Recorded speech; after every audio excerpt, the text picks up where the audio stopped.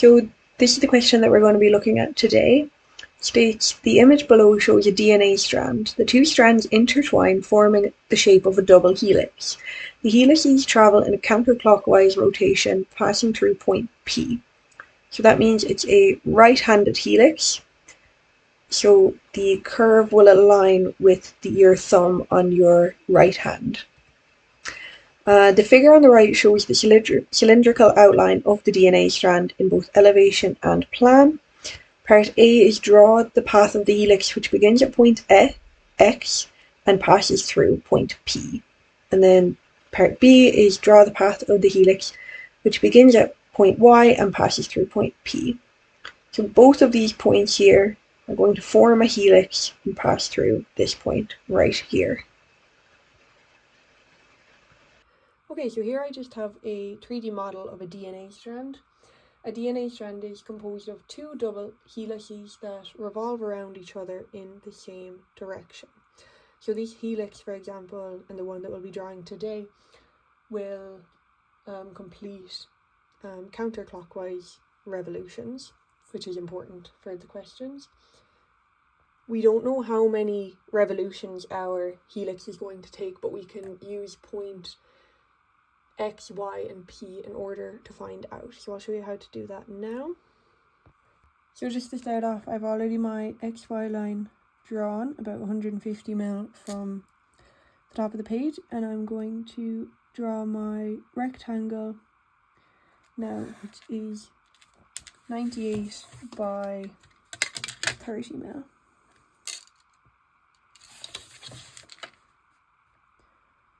Draw just the rectangle that's given in the question.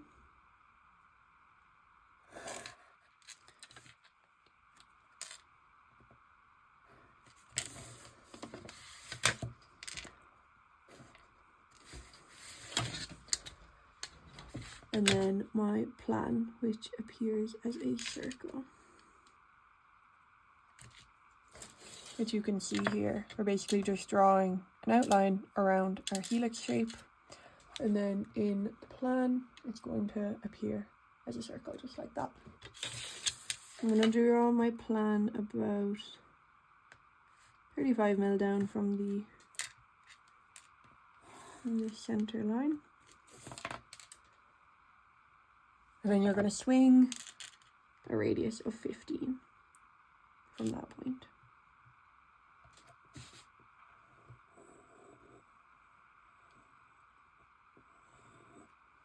I can now draw in my points X, Y, and P. So P is located 55 mil and it's located on the center line. Just going to mark 55 up, point P.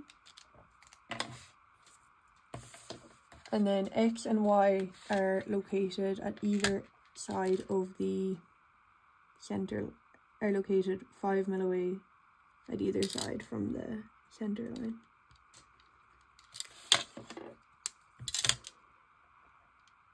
Point X and point Y. And then you can bring them down to plan.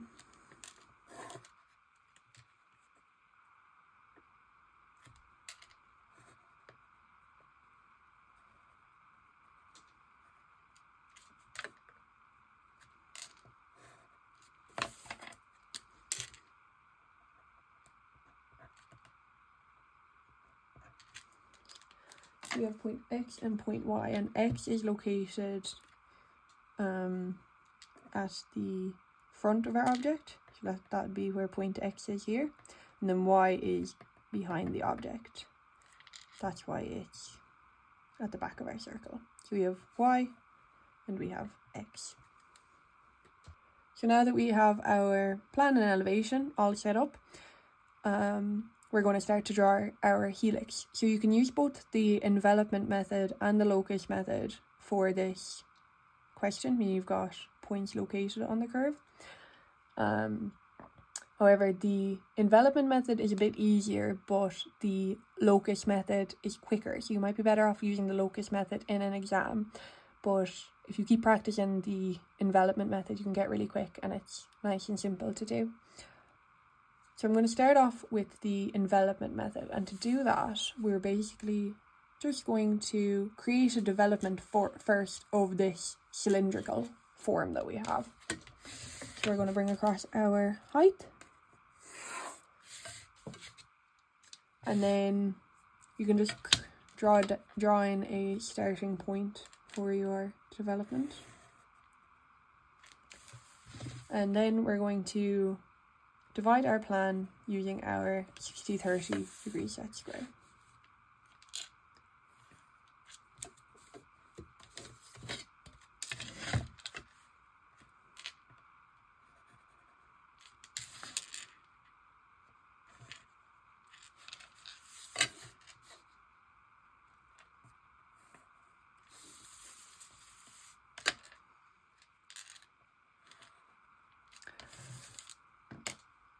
And we're just going to draw this like any development of a cylinder. So you're going to measure the distance between two of these intervals, and then swing from your starting point. We're going to need to mark 12 steps off of our compass, just so that we get one whole revolution, just like that. So I have my first interval made. 2, 3,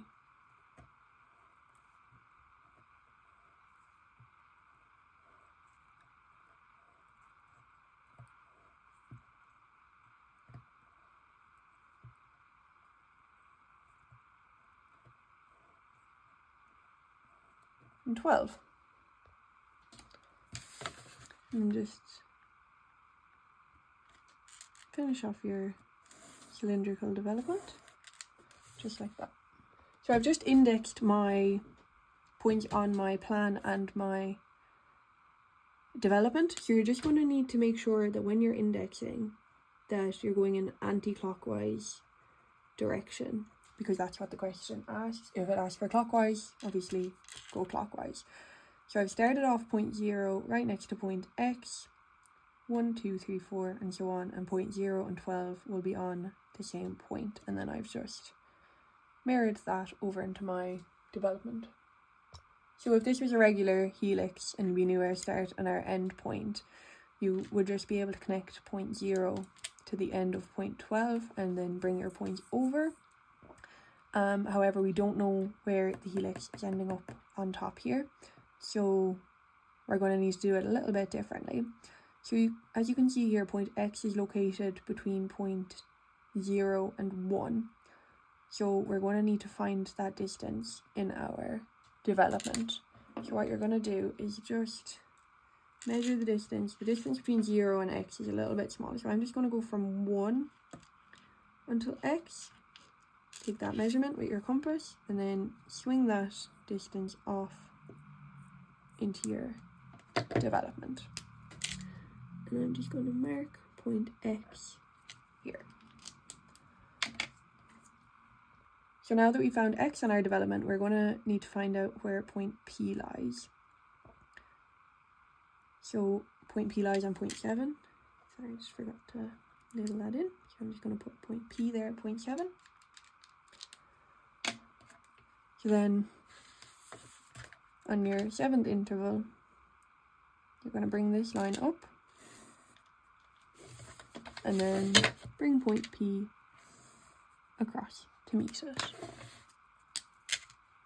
There we have point P on our development. Just whilst I've projected that first line up, we're just going to project all of our lines here up.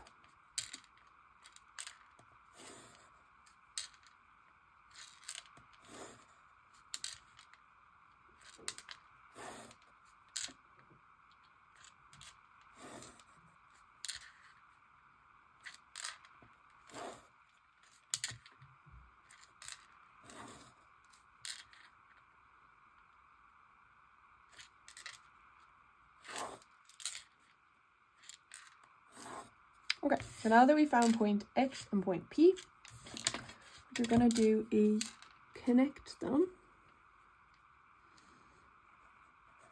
just like that, and you can continue this line all the way up to the top of your helix. Just like that. And this is going to be the path that our helix takes around our cylinder or around our DNA structure. So we're going to do what we've always done in the envelopment method, and you're just going to project your points up from plan and then bring them across from your development.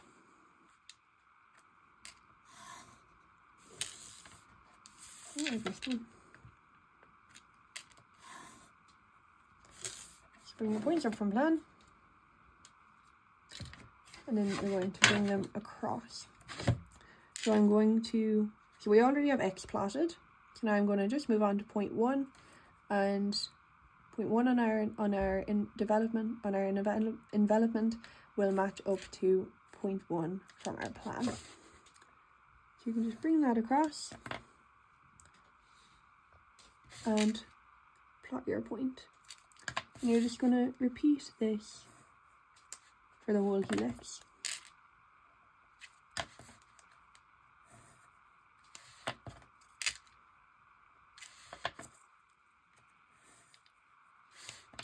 Now, just for neatness purposes, you probably won't have to bring every single line across, but I'll just do it for the demonstration.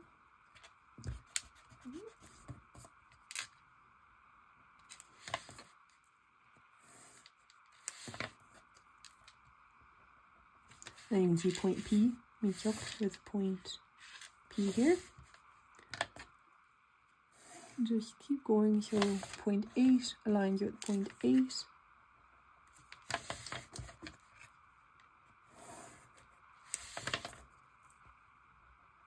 Point 9 and point 9.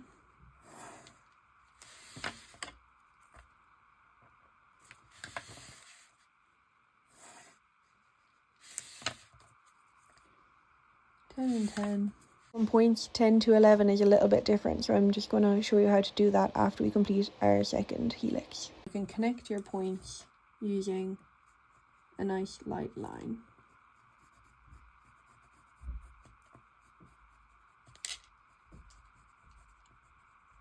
So now you're just going to repeat that process again, except just continue your lines over for your Y helix. We've already point 1, and we're just going to go at point 2.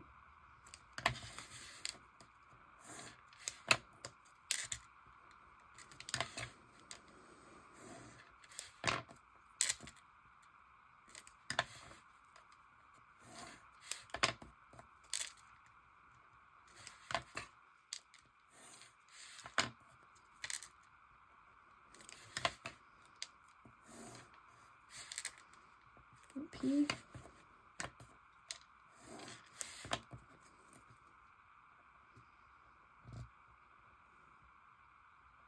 We also have just this little point where the bottom of our triangle meets this 12th line. So where our line is 12, you can bring it up, and that's just another point on your helix.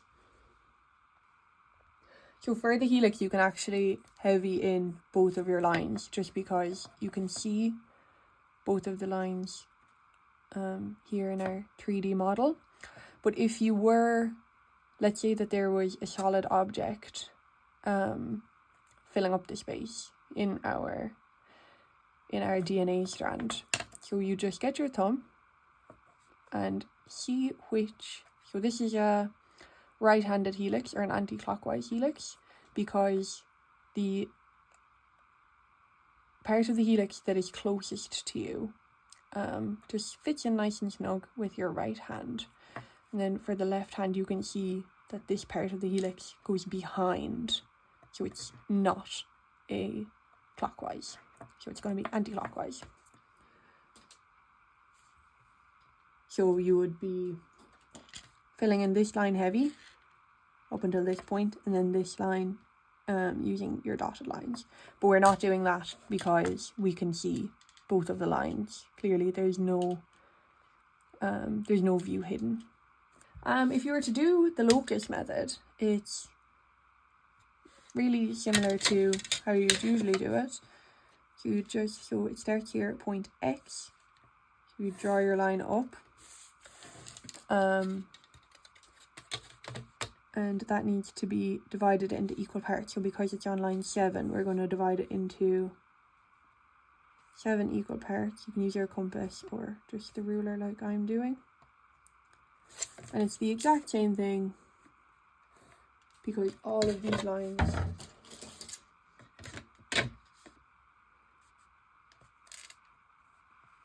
should interlock because these are all evenly spaced and then these ones are all going to be evenly spaced. So now we're finished our question. So we found point X by swinging our compass from point 1 to X and getting that distance here in between point 0 and 1. Then we brought point P, which is located on point 7, we brought that up and across. Connected point X to point P to find our locus, or the path that our helix takes, the envelopment of the path our helix takes. And then we brought those points over and up in order to draw our helix. So thank you very much for listening and watching, and I hope this was helpful. So here we have our finished question.